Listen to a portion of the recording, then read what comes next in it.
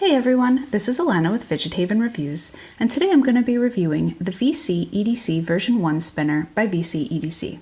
They're currently sold for $19.99. The VC-EDC spinner is a small bar spinner which borrows quite heavily from the stubby by Rotoblade. It's made of aluminum, and the one that I'm reviewing has been anodized red. It has 4 small brass weights which appear to have been plated in a silver-colored metal. The buttons are also made of aluminum, and they've been anodized red as well.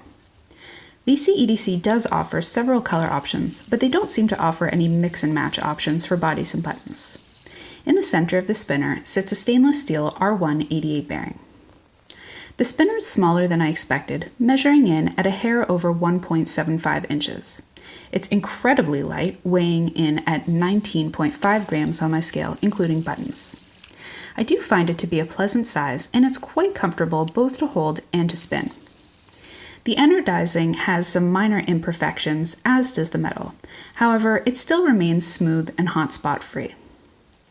There's a slight chamfer that goes around the edges, and I find that it minimizes the potential for discomfort when flicking upward or catching it from the edge. The anodized body and buttons have a blasted texture to them. I find that the plated weights are nice and shiny, and they offer a little bit of contrast. They do improve the aesthetic when it's spinning, and I think that it creates a really cute looking bullseye pattern. The plating has minor imperfections as well, but it's really not easily noticed because they're just so small. I do wish that they had chosen a heavier metal like tungsten for weights, because I feel like the spinner is just too light overall for its general size. It's comfortable to both flick upward or pull down from the face. The threaded buttons are made of aluminum, and they've been anodized red.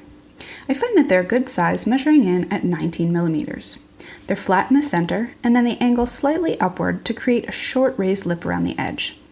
They're fairly comfortable, though I find that the height of the buttons is a touch shorter than I'd truly like.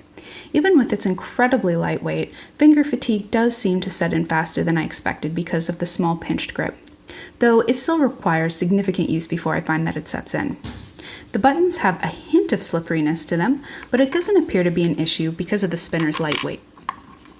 The bearing is an 8-ball stainless steel R188. It's held in place with adhesive. I don't find the bearing to be particularly smooth or quiet. The vibration feedback is stronger than I expected. It's not really a negative, but it's not the feedback that I tend to look for in a spinner. I feel like the lightness exacerbates the vibrations as it doesn't have enough mass to really dampen it. You can easily hear the ball spinning around in the races, and the vibration sound from it is easily audible as well.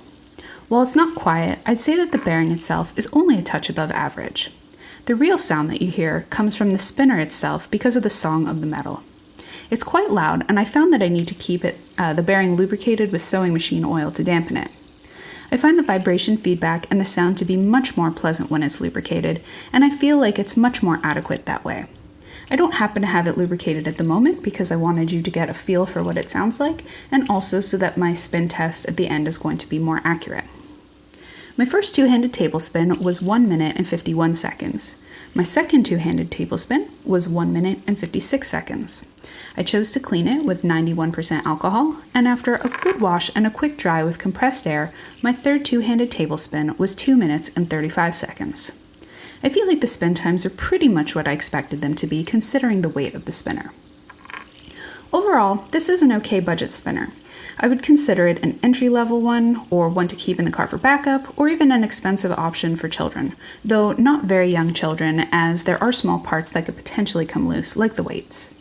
There are other spinners in its price range that I feel provide a little bit of a better bang for your buck, but it does have an attractive enough aesthetic to be up for consideration. If it's oiled, it could be a decent concentration fidget, though I personally prefer more weight. It also makes for an okay distraction fidget with its nice bullseye appearance while spinning. This is the first VC-EDC spinner that I've tried. I've heard really good things about them in general, and I do hope to try more in the future to get a real feel for what they have to offer that's not in their budget range. So once again, this is the VC-EDC version 1 spinner by VC-EDC. I'm Alana with FidgetHaven Reviews. If you have any questions whatsoever, please don't hesitate to post them in the comment section. I do love hearing from you guys. I'm going to post a link to the VC-EDC site where you can purchase these and to my written review in the description below. I will be doing a spin time test in just a couple of seconds, so feel free to stick around for that. And if not, I really greatly appreciate you watching, and I hope that you all have a fantastic day.